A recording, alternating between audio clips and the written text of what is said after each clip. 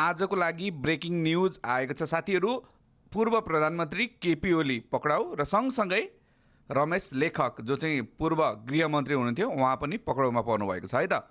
र हिजो मात्रै बनेको बालेन सरकार र बालेन सरकारका गृहमन्त्री सुदन गुरुङद्वारा चाहिँ कार्की आयोगले दिएको निर्णय अनुसार चाहिँ सरकारको पहिलो निर्णय कार्की आयोगले गरेको चाहिँ डिसिजन कार्यान्वयन गर्ने र हो ती कार्यान्वयनको क्रममा चाहिँ पूर्व प्रधानमन्त्री र पूर्व गृहमन्त्रीलाई पक्राउ गरेको छ।